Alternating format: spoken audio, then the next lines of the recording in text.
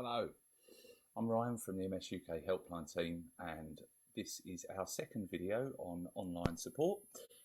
This particular video is about how you can make online support work for you.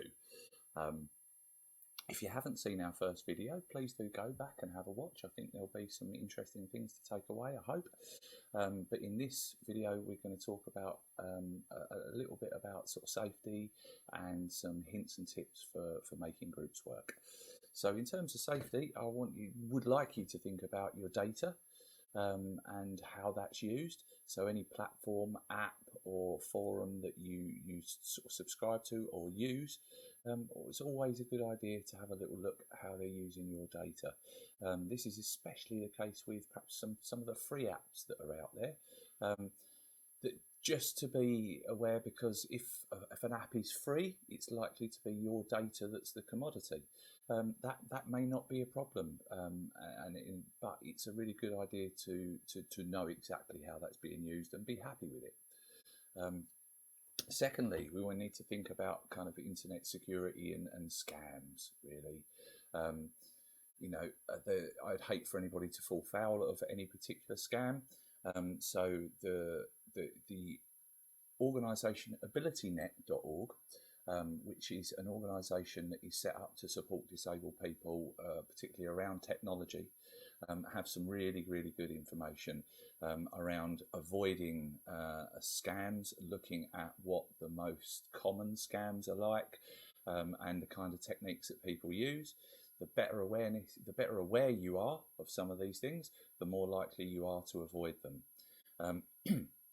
Also, when it comes to being on Facebook and social media, be aware of people who are trying to sell things or maybe pushing their own agenda. Make sure that if you do decide to purchase something after seeing it recommended on a forum or something, make sure it's purchased through reputable sources, really. So talking about tips for making groups and forums work for you. The first thing I would suggest is anything that you sign up to, make sure you read the rules.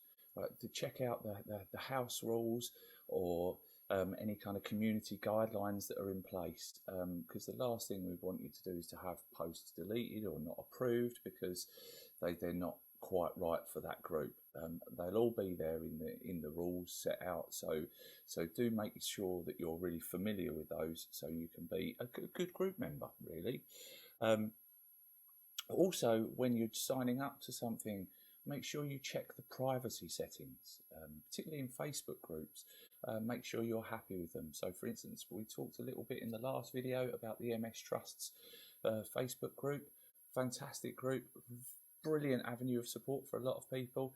However, it is an open group, so you may well be happy with that, and that's fine. But just double check it. There are lots of groups out there that are closed, meaning that people who, when you post, they won't necessarily be visible to other people or anybody else outside of that group. So sort of second tip, really, I guess, is around being respectful and supportive. It may sound like real common sense stuff. That's what we're there for. You're part of the group because you have a common interest. You'll be dealing with other people who are affected by MS. But as you are dealing with other people affected by MS, you may not meet people at the same stage or place as you are. And sometimes it can be easy to kind of feel that some people aren't quite as positive as you, or completely the other way around, that some people are talking about completing marathons and that just doesn't speak to you. That doesn't mean that you can't remain positive, supportive and kind of respectful to others. To be a good member of the group, you can do all of those things. However, if you come across some people who you don't get on with, or you find that people are posting some negative stuff directed at you, or that you feel that there's almost a bit of online bullying from within the groups, do make sure that you communicate with the group's admins. That's what they're there to do. If other people are breaking the rules and they're not doing what they should do, then the admin should step in and deal with that. if you're sort of still not happy, or that person is somebody who brings out a reaction in you don't like, or you feel that they're not on the same page as you, then you can block them. Use that function on Facebook. It's there for a reason, and actually it's kind of quite a liberating feeling, sort of controlling who you see information from, really.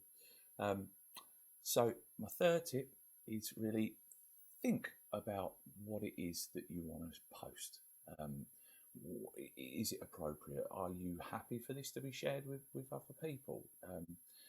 Particularly in terms of responding to other people's posts while they're asking questions or offering support, make sure that you're not hijacking that thread. Is what you've got to say something new? Could it be a post all of your own? Just try and be a little bit reflective about what it is you want to post.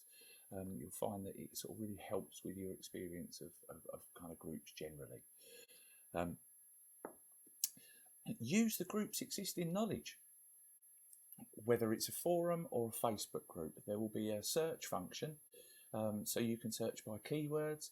So if you're wanting to know and get insights around perhaps, I don't know, living with fatigue or something else, then search for fatigue within the search function, and you'll find all the prior discussions around it. It may be that you can kind of contribute to what's already been said, or what you learn is enough, or if not, then you might want to make a new post. I hope that makes sense. Lastly, I want to sort of talk about if the group doesn't feel right for you. You know, I think I talked a bit about it in the last video. It's okay if it's not the right group for you. You know, you can use the snooze function and not hear from that group for a period of time, or you can just leave. You know, there are other places out there on the internet where I'm sure you will feel at home. You know, again, taking ownership of that decision and kind of moving on until you find the right place can really feel quite liberating. So yeah, I hope those tips are really useful. I think that they're just generally good practice and good etiquette for being on the internet and forums generally. If you are needing a bit more support, or you wanted some kind of like really simple guides about how to sign up and use social media and forums, then you can find some good and trusted information from MS-UK. They have a really detailed and incredibly simplified step-by-step guide. In fact, I think you'll find it particularly useful. Then there is also abilitynet.org. This is an organisation that, as I said before, is there to support disabled people with technology. They can offer advice and guidance. Very, very useful organisation to be in touch with. Also, your local community voluntary services. They may offer some kind of support. For instance, one of the ones that's sort of 20 or so miles away from us, the Tendring Community Voluntary Services, offer a service that's called IT for the Terrified, where they will work with you around making sure that you're comfortable using your devices and kind of getting you signed up to what you want to be using, really. Well, I hope that's all useful. If you wanted any extra help from us, remember that we're here if needed. Please do like, subscribe, share our content. It would be really, really appreciated. Do tap into the rest of the support that we have on offer. Remember that we have information on our website. We have our choices booklets. We have our online wellness support, our counselling service. We have New Pathways magazine, your MS magazine of choice. It's largely written by people with MS, for people with MS. And we also have our helpline, where you'll get through to myself or my colleague Laura, and we'll always be happy to help in whatever way we can. Well, thank you very much for watching. Genuinely appreciate your time, and I hope you get on with it.